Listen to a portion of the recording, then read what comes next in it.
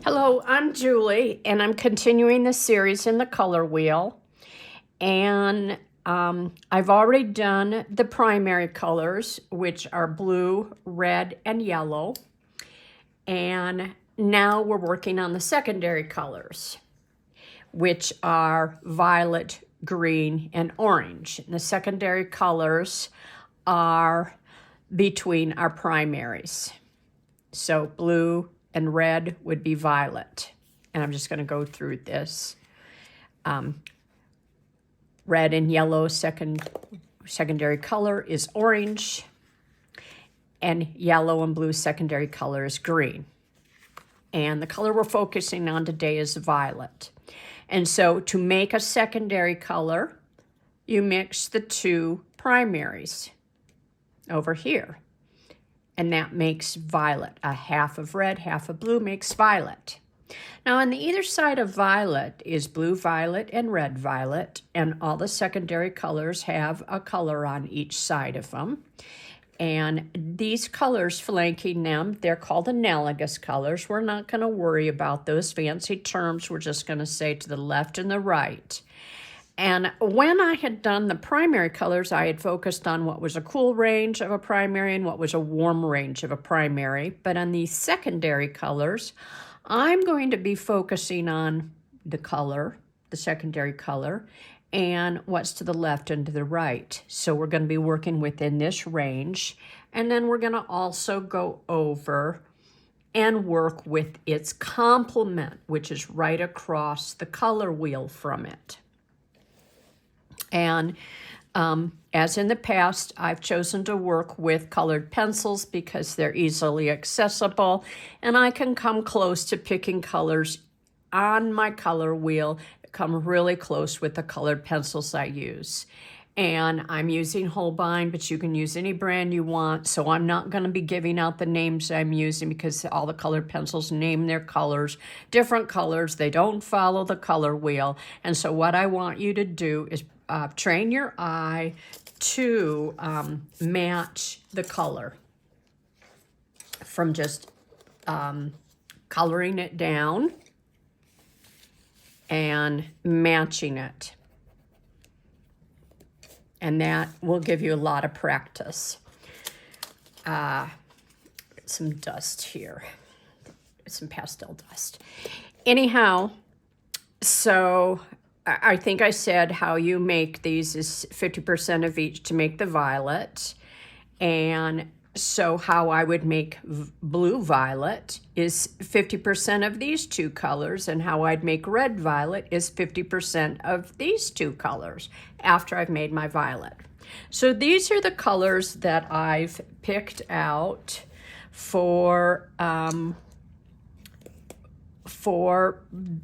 this range here, and they're not totally perfect, but they're as close as I could come. So, and I want you to do the same. So this is my violet representation. And over here in blue violet range, I've selected two colors, and one of them is going to be this color down here, and one of them is going to be this represented here. And as you can see, it's a little more violety than blue violet, but that's the closest I could come with the colored pencils, so I'm just going to have to be happy with that. And then with red violet, I'm right here, and then I'm right here. So that is my range. And then my complement right across the color wheel is yellow. And then when I mix yellow and the two complements together, and I'm going to show you these two complements, and complements mean that they bring out the best in each other when they're side by side or used within a design together throughout a design. That's when they're used side by side. When they're blended, they make what we call a neutral or a brown, and some people refer to it as making mud, but it makes a nice neutral. So I'm going to show you how that is accomplished. I'm going to once again wipe away. I'm going to be using a pastel on this, and the pastel is going everywhere, my violet pastel. So I'm building up here with a shading technique. And this was the same brown when I showcased yellow as a primary. It can be the exact same. And the color I chose that I felt that came closest to this was this nice tan. So I will be using that as our neutral within this. Next, I'm going to show shading techniques using my violet. That's our color, our secondary color we're dealing with. So shading is when I lightly put down color, and I use a twirling motion with shading. I don't shade up and down like this because you have a tendency to create lines. If I twirl, that won't happen, and then I can build up in different directions on it and create a nice shaded technique. And I've drawn this little chart out here this is a really good way for you to practice. So start out with a number 1, and then a little more pressure for a number 2, and a little more pressure for a number 3 to go over that, and more pressure for number 4, and even more pressure for number 5, and then a lot more pressure for number 6. And that's a good way to practice shading. And next, I'm going to do a color spread, an ombre spread, using showcasing all of these in an ombre spread. And I'm going to start out with a nice lay down, number 1 shading of the violet. Then I'm going to go over here to my red violets.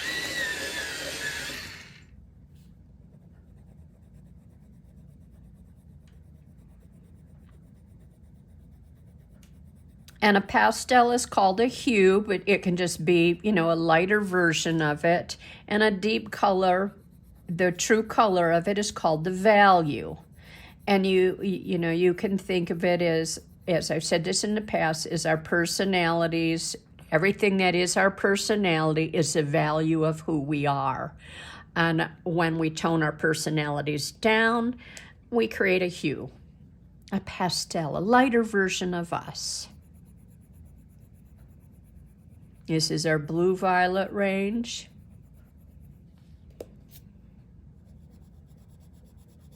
And I've switched over. I'm using Caran d'Ache pencil here, brand, because I could not find in the Holbein a color I felt was as blue-violet as I wanted. So that's why I'm like, you can use any kind of colored pencils you want. So there we are with our representation, our ombre, our representation. There we are with our shading value, and there we are with our full value of these. And then our neutral created and our complement. So next I'm going to show these on Shrinkets.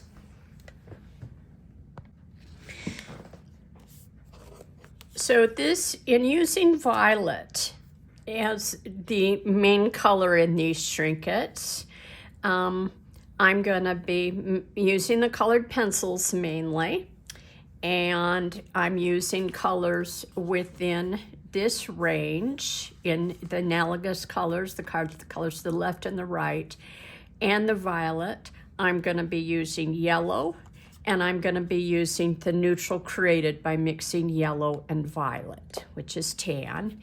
And I'm introducing that I can mix colored pencils, and I can find a pastel color that is within this family. And I'm going to use this. This is a kind of a red violet, and I'm putting it down on the frosted side of this. And if I want to go a little more blue violet with it, violet and mixture of this should create, if I've got some blue in there,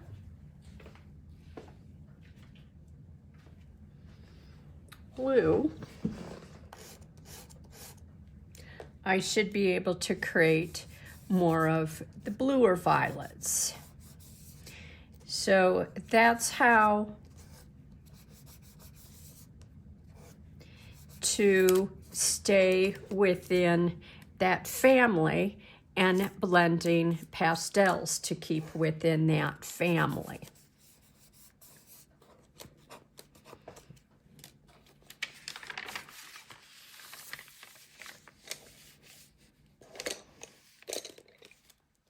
And then I'm gonna do the same for the center of this one.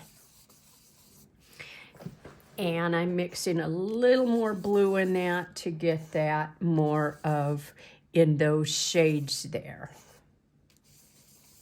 I'm gonna wash my hands off, the pastels off. These pastels are messy. And now I'm coming in and I'm gonna use colors within this family in colored pencils within the family of our violet and our analogous colors to the left and right, which are blue violet and red violet. And you can see that we've kept within those with the pastels. Now on this one here, I'm just coming in with little dots on it because this is a very small area to design in. I'm just going to keep it really simple in a strong violet pattern.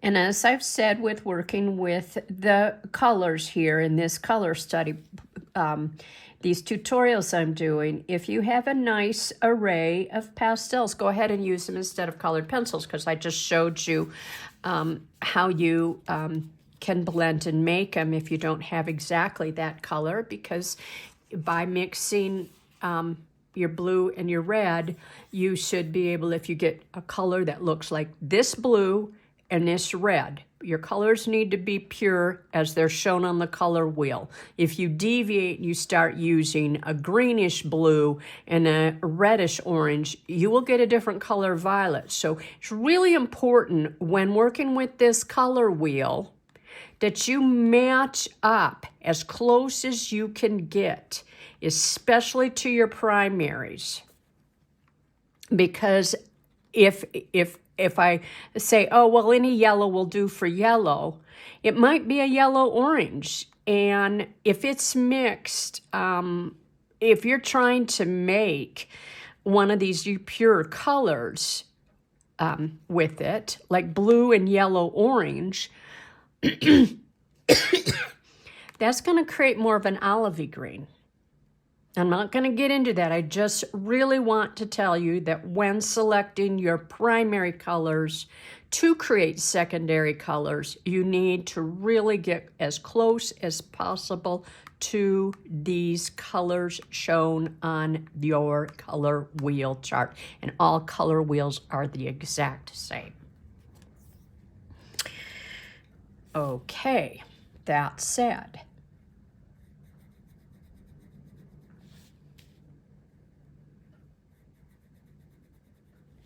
and I have said, try to get as close as you can. And that's most important, crucial, when it's your primaries, because they're your base colors from what everything is made from.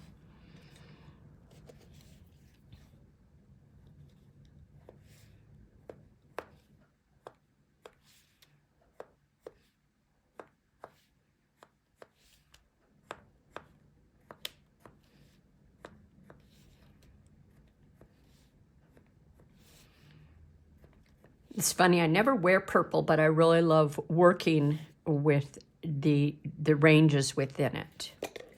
They're just so lovely.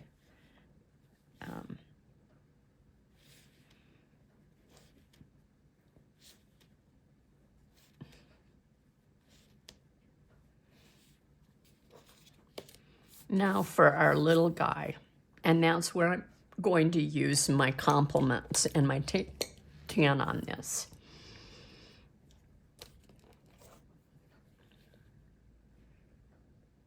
Oops, I'm on the shiny side.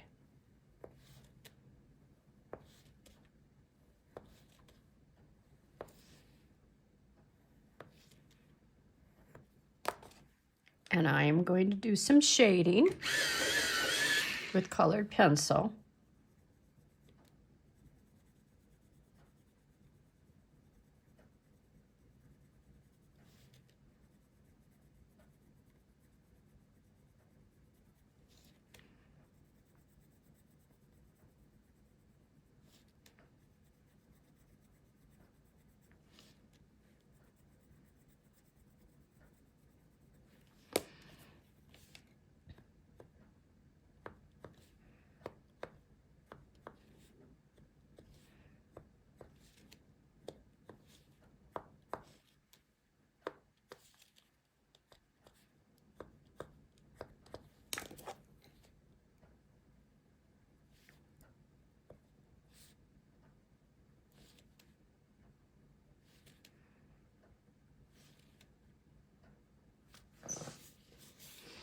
I think I want to come in here and put a little bit of the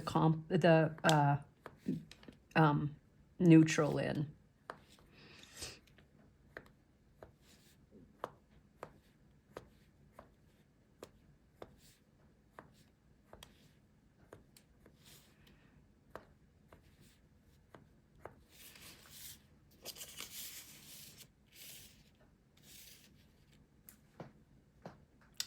I think that that's a really lovely combination of colors and a variety made just working with the colors within our range. And I think I'm going to come in here with extra tiny little dots because I didn't get to use this dark blue violet in the other designs, and I want to try to use all the range in these beads. Sorry.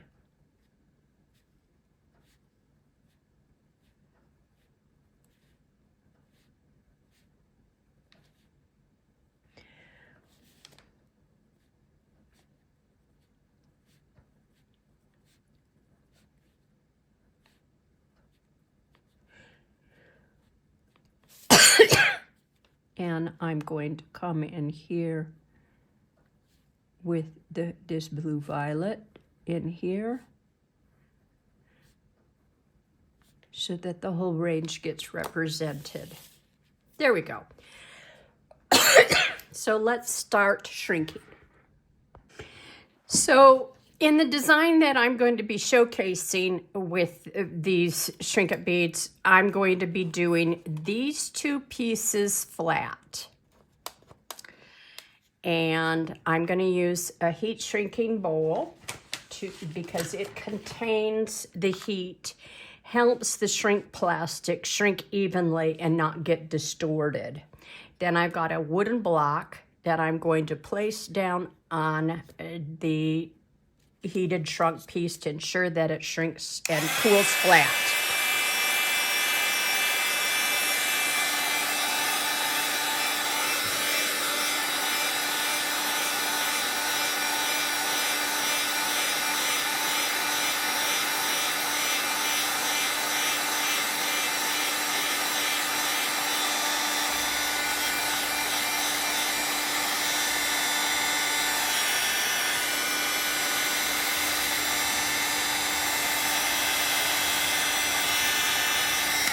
If I think that these guys are touching, which they might be a little bit, I quickly grab them while they're still warm and gently pull them apart.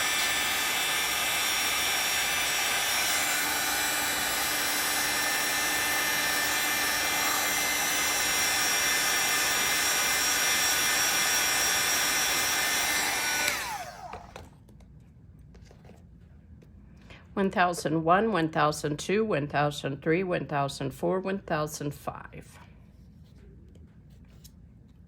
I do the same with this one.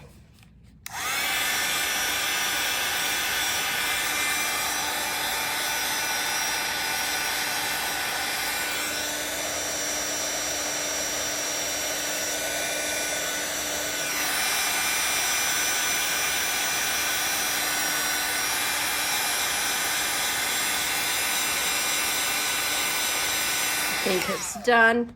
I'm gonna flip it over. 1001, 1002, 1003, 1004, 1005.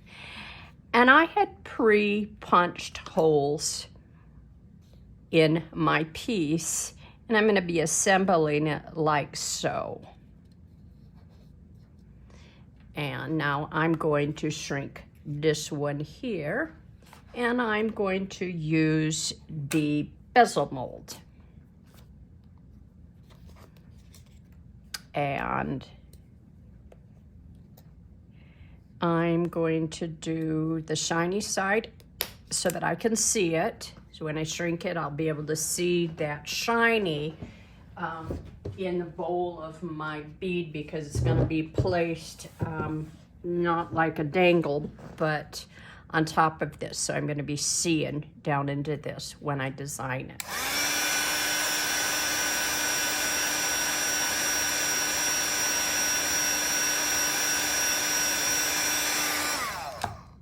I hardly even need to use the mold on this because it just took the shape.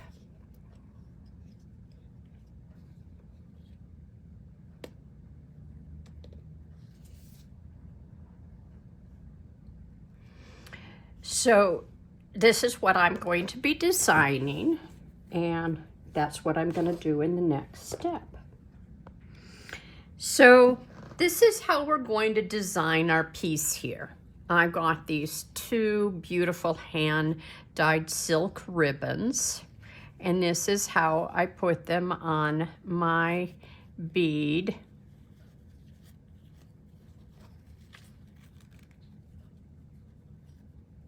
Nestling them tightly so that they don't cover up my holes here. And then I've carefully checked to see that these holes match the holes that I had drilled, punched for this piece, and I'm checking, finding that those match. I think it's right there. Okay, so I'm going to place this right down here because these aren't evenly spaced apart. So at the top up here, they're closer. And now I'm going to take Fireline, and I'm going to cut a section about 10 inches long, and I'm going to string on a tiny yellow bead, tiny little yellow seed bead, and I've put it right there in the saddle. And then I'm going to put a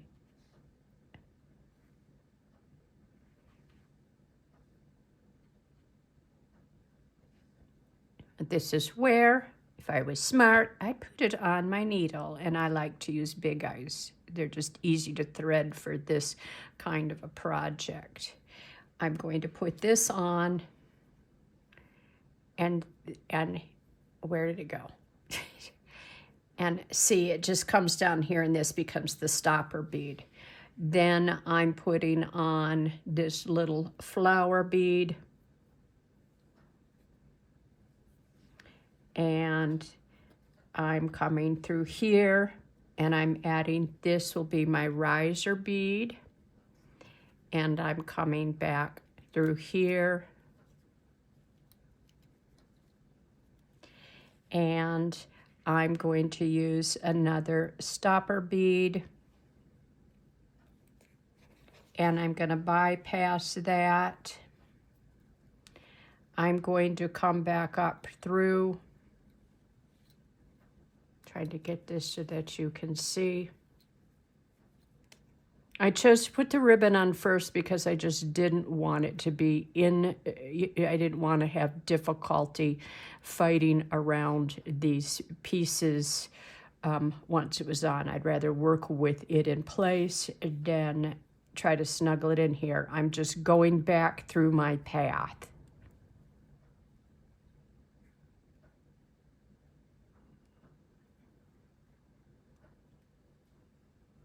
And I'm coming down here. I'm going to take one off, one tail off, come through here, then take this off, and I'm going to tie that off tightly. And I'll do a surgeon's knot over and around and around. Tie that off, and then tie that off again, and you can just make these nice and tight. And then I will clip that, and I'm going to drop a drop of super glue on my knots.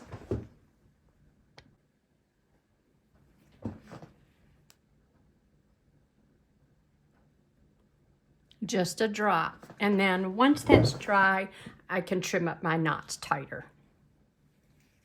So what I want you to do, or what I'm going to do, is I will meet you back when I've done all of these, because you've seen how I've done that.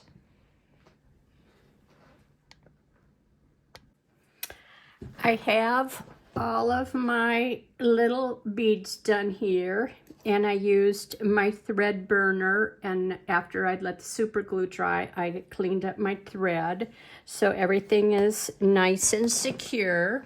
And now we're ready to do this top portion, and we're going to do it pretty much the same way. We're going to add a little stopper bead,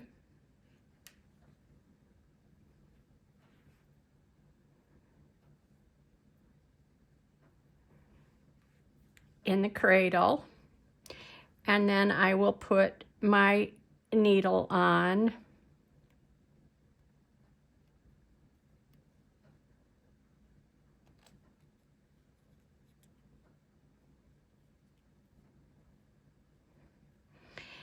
and I will pick up a little yellow bead, just kind of coordinating and matching the sequence. I've got a selection here to pick from. And then I'm going to pick up this little purple bead, and I'm going to use this little yellow filigree in here, and I might pop a little bead behind it just to add a little riser to it, because the little purple bead is a little bigger than this, and I don't want it to rock. So that'll prevent it from rocking. Whoops. Things do like to get caught in these prongs. I love using these beads, but they do get caught in the prongs, the string. Okay, now we're doing the exact same thing. We are, I've got, my hole seems a little bigger back there, so I want to make sure that if I put a seed bead on it, it doesn't come through the hole.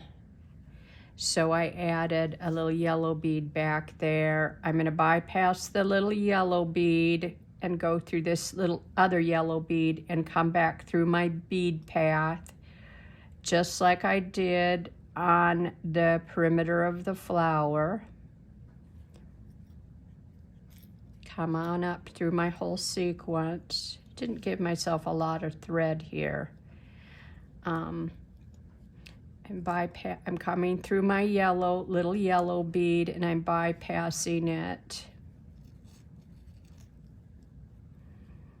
And coming down through my yellow bead, my pale yellow bead, and through the whole bead pass sequence, back through the back side, and then I'm taking one string off and leaving one tail on, and going through my little yellow bead. Pick that up. The one thing I do like about the big eyes is they're so flexible. Now, yes, I did not give myself a lot of thread to deal with. Give yourself more thread. I'm going to use these to pull tight. Double check on this side that it's nice and tight. And then I'm going to tie off. And I'm going to pull with the pliers so that I know I'm nice and tight. And I'm doing a surgeon's knot around, around, and around again. And pulling tight and coming in with my super glue to ensure that my knot doesn't come undone. Let that dry a second. See if my little tip on my bead zapper is almost ready to be replaced. It's getting gunked up. There. Now, this is what we have, and this is an adorable bracelet.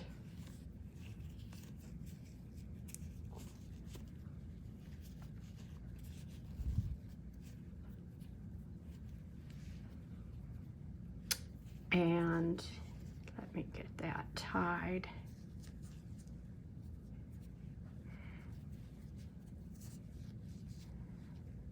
I need to go this way.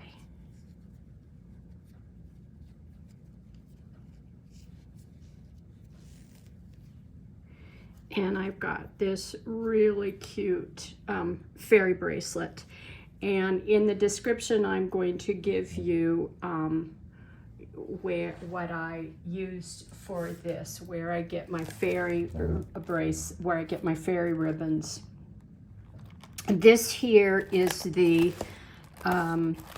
pre-cut Shrinkets. It's the basic Shrinket set, and it comes in two, so you can make earrings out of some of these pairs. And these were the shapes that I used to create this bracelet. I also sell these little flower-shaped polymer beads at this time, as long as I have them in stock, on my Etsy site. And then I'm going to share a link where I get these wonderful fairy ribbons. They're sewn edge silk ribbons and often referred to as fairy ribbons. And I've got this pretty tight, but I could loosen this up and wrap it several times and not have the tails. I love the tails hanging down. And I've got it pretty tight. I don't think I could go another wrap, but I think that's just really fun.